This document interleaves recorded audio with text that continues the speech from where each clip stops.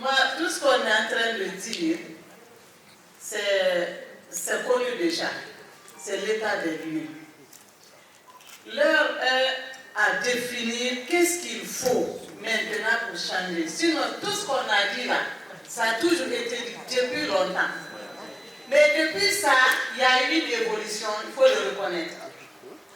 Les images qui sont en train de passer là, ça n'existait pas avant. C'est parce qu'il y a eu un progrès. Aujourd'hui, il y a plein de jeunes entrepreneurs que moi je salue. En 2003,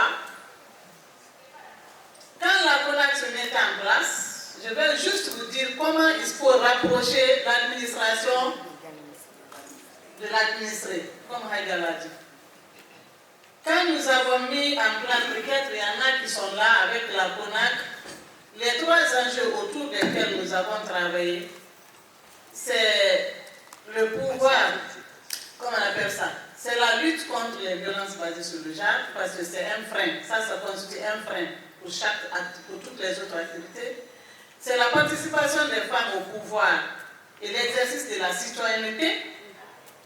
Mais aussi, c'est l'égalité entre hommes, femmes, filles et garçons. C'est autour des trois enjeux que la CONAC a fondé la coalition.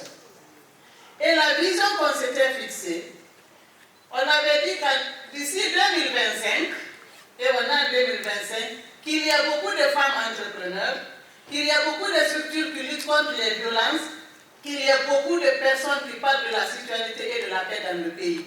Et moi, je me réjouis que cette vision qu'on avait aujourd'hui, nous sommes au top, je peux le dire ainsi. Sauf avec les nouveaux défis, tels que le changement climatique, parce qu'on n'avait pas intégré ça. Mais aujourd'hui, les femmes rurales souffrent de ça, parce qu'avec le changement climatique, s'il n'y a pas d'eau, c'est la corvée, et vous savez que la culture maraîchère ne peut pas aller sans eau. L'élevage aussi, ça ne peut pas se faire sans eau. Mais nous avons fait une pratique que je vais vous expliquer. À Yomo, nous avons pratiqué là-bas, on n'avait pas les moyens. Les réseaux sociaux, économiques et autres, là, avec les Canadiens, nous avons cherché des outils. Ils sont venus nous appuyer, le réseau a été créé. Il y avait beaucoup de femmes entrepreneurs. En ce moment, au niveau local, on a commencé à développer l'entrepreneuriat. Ils ont dit qu'il n'y a pas d'argent, mais ils peuvent nous former, nous donner des outils pour la mobilisation des ressources. Mais la mobilisation des ressources commence par qui? Par soi-même d'abord.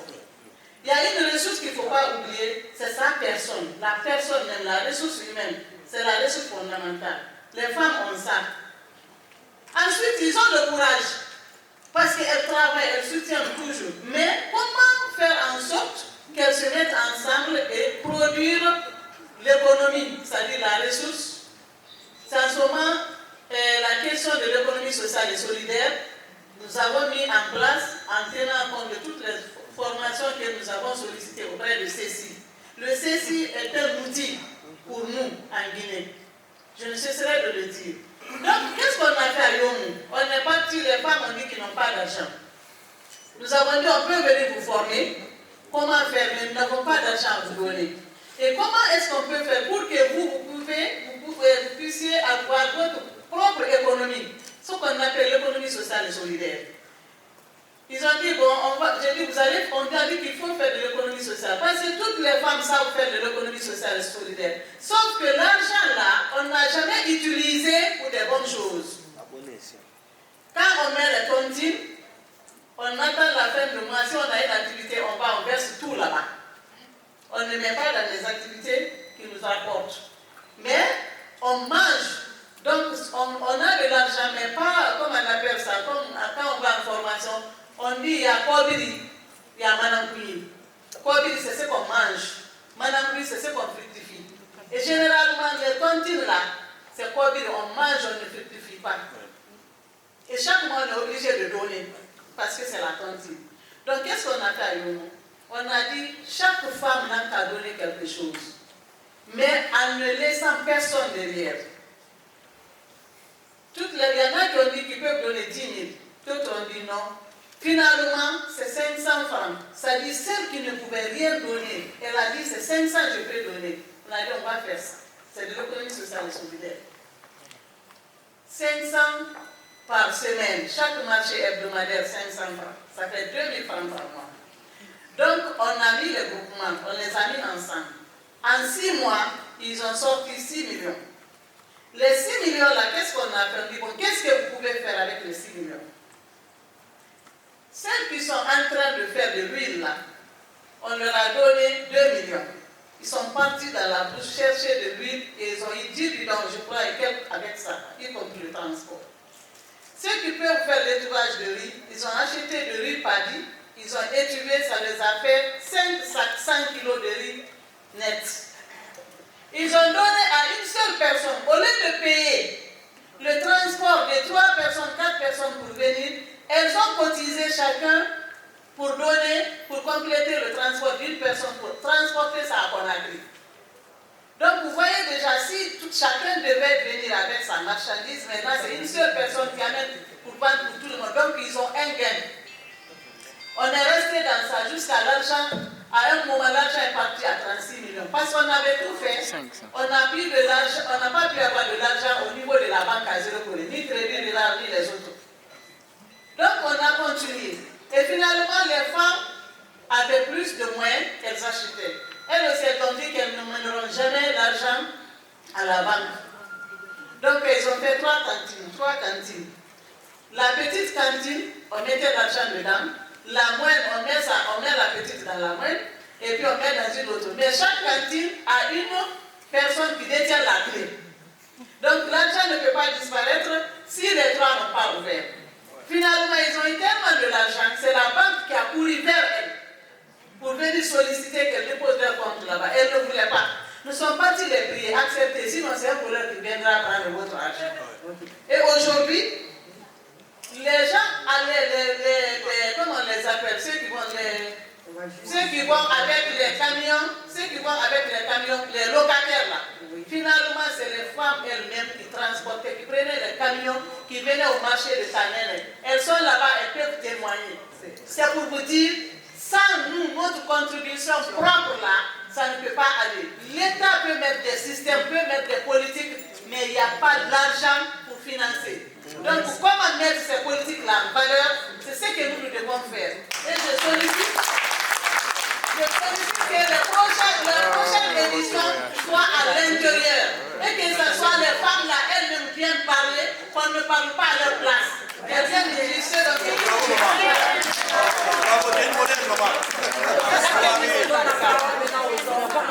Les panélistes ont dit, j'ai beaucoup apprécié. Mais peut-être que c'est un défaut ou une qualité. Je voudrais dire que je ne suis pas négative. Parce que pourquoi? Parce que dans toute chose, il y a aussi l'existence. Peut-être c'est un renforcement. Quand je parle pour les femmes du milieu rural, il n'y a pas plus qu'un temps que nous reconnaissons toutes. Il y a eu l'accompagnement des femmes par le président de la République. Je pense bien, vous pouvez le témoigner. Ou bien, ça s'est passé. Donc, ça veut dire que la politique est auprès des femmes. Il faut le reconnaître. En plus de cela, il y a eu l'existence du PACV, le programme d'appui aux communautés villageoises. Quand ils font le diagnostic participatif communautaire, parce que si tu veux acheter une chaussure pour quelqu'un et que tu ailles sans le lui dire, ça trouve que ce n'est pas son besoin, c'est vu à l'échec. Elle ne va pas porter cette chaussure-là. C'est d'aller vers la communauté, leur demander ce qu'elles veulent pour pouvoir les aider. Et il est assorti de ce diagnostic participatif communautaire des plans de développement locaux plutôt. Donc, à travers ça, tellement que l'État a aidé le monde rural, il est assorti de ce programme d'appui aux communautés villageoises, l'ANAFIC, que tout le monde le reconnaît. En plus de cela, nous sommes toutes venues du monde rural. Je pense bien qu'il y a des écoles, il y a des postes de santé, et nous sommes des fruits de ce monde rural. Il faut le reconnaître. On s'exprime aujourd'hui jusqu'aux États-Unis d'Amérique. Il y a la société civile qui va, il y a aussi l'État qui va. Chacun se défend. Mais pourquoi? C'est parce que nous voulons toujours nous aider. En plus de cela, ce que moi je voudrais dire, c'est de renforcer ce qui existe. C'est de montrer aux femmes qu'elles doivent avoir vraiment confiance en elles-mêmes. Confiance en elles-mêmes. Et en plus de cela, il y a eu des formations sur la résolution 1325. Je pense bien. Et en plus de tout ça aussi, il y a l'existence du système de protection des enfants en Guinée, le CIPEC, qui va jusque dans le monde rural. Et qui parle d'enfants parle de femmes. Je suis désolée, il faut qu'on renforce ce qui existe. Mais de dire que l'État n'est pas auprès du monde rural, je suis vraiment désolée. Merci. Je crois que le monsieur va me sauver. Oui. Alors aujourd'hui, n'oublions pas donc que le label donc, de ce forum est Consolidation de la paix et cohésion sociale. Donc qui dit aujourd'hui paix et cohésion sociale parle justement de l'impact de la sécurité et sur les femmes rurales. Et selon les Nations Unies, lorsqu'une crise climatique touche une région, les femmes sont 3 fois plus touchées. Et lorsque les femmes travaillent la terre, là où l'homme peut gagner $10, la femme ne gagne qu'un dollar ou 3,80 $. Et il est important donc de souligner que ce sont les femmes rurales qui nourrissent donc les populations au niveau urbain. Les femmes ont des difficultés d'accès à la terre. Et j'aurais bien voulu qu'aujourd'hui on ait la représentation du ministère de l'Habitat. Oui, c'est vrai que la dénomination a changé, mais je pense qu'ils ont mis en place une plateforme aujourd'hui qui permettent aux agriculteurs d'accéder à la terre, de louer des terres. Mais je pense qu'il faut encore promouvoir ces projets. Il y a beaucoup de politiques qui sont mises en place. Je remercie donc les représentants ici de l'action sociale, mais il faut fédérer les efforts. Il faut intégrer donc ces politiques-là. Lorsqu'on parle aujourd'hui du rôle des femmes rurales, Adja Fatmata Doumbouya, Adja Mbal Fofana travaillent dans la transformation agroalimentaire. Qui dit transformation agroalimentaire dit accès à l'énergie. Aujourd'hui, c'est vrai qu'il y a beaucoup de politiques au niveau national et dans les conventions au niveau international qui promeuvent l'accès à l'énergie rurale. Mais concrètement, qu'est-ce qui est fait? Est-ce que ces femmes aujourd'hui peuvent accéder aujourd'hui au gaz? Est-ce qu'elles peuvent accéder aujourd'hui à des transformateurs? Aujourd'hui, lorsqu'on veut aider les femmes, il faut mettre des hotspots qui vont changer leur vie au niveau communautaire. Aujourd'hui, ces femmes-là ont besoin, par exemple, de déshydrateurs. Elles n'ont besoin de rien, elles ont besoin qu'on les appuie dans ce qu'elles savent faire de mieux. Merci, voilà, c'est ça. Merci pour votre apport. Merci. Bonjour. Bonjour madame. Présentez-vous s'il vous plaît. Je suis Madame Binta Nabé. Commence par la première question. Je suis la directrice générale de l'Observatoire national de la protection sociale et des violences faites aux genres. Qui pose la question? Alors, madame, vous avez assisté à la deuxième édition du forum du dialogue citoyen qui est placé dans le programme de consolidation de la paix et de la cohésion sociale. Dites-nous quel est votre aperçu de cette édition particulièrement? Merci beaucoup. Merci. Les impressions sont bonnes. Les impressions sont bonnes parce que tout simplement c'est un forum qui met à l'honneur le leadership féminin. Et ça, je comprends que nous sommes interpellés, que les femmes sont interpellées par ce forum. Et avant de parler, je voudrais vraiment remercier très sincèrement les organisateurs, les initiateurs, la personne qui a initié ça, la personne de Dr Bouré Sekondé. Je me sens interpellée. Je me dis que le fait de m'inviter ici, ça prouve que je suis en train de faire quelque chose sur le terrain. Et ça me galvanise, ça me met à l'aise. Et c'est pourquoi j'ai accepté non seulement de témoigner, mais d'être panéliste et continuer aussi avec le forum. C'est un forum qui permet d'échanger, de comprendre tout ce qui se passe, surtout en ce qui concerne le leadership féminin. À commencer par la petite fille dans la famille, comment ça se développe le leadership féminin, comment tout le monde doit appuyer les filles et qui sont des femmes de demain à être des vraies femmes leaders.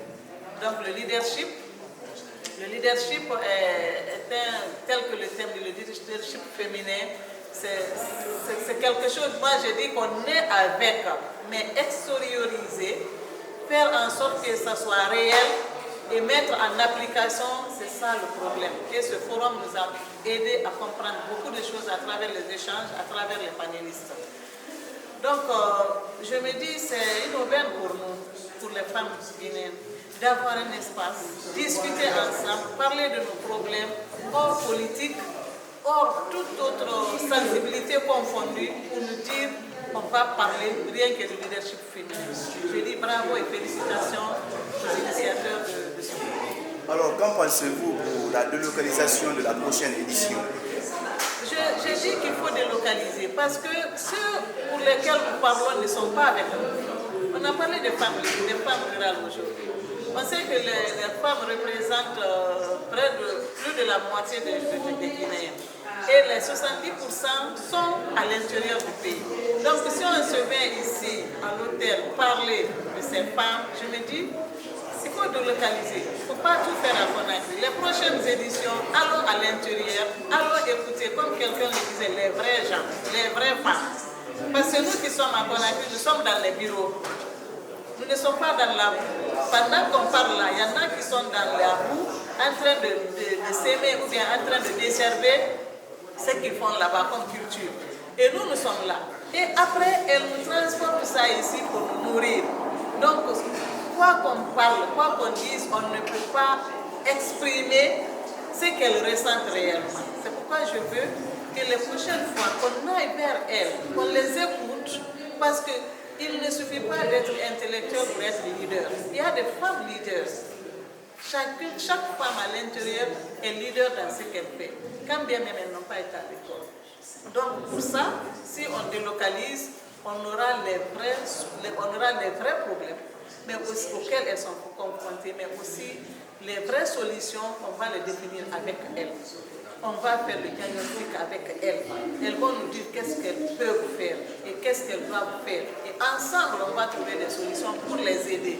Même pas en termes d'argent, mais on peut les aider en leur donnant des bonnes initiatives, en ouvrant les chemins pour elles, en les formant en gestion de micro-entreprises, en éducation financière, pour que l'argent qu'elles gagnent pendant leurs activités économiques, qu'elles puissent les sécuriser et en profiter.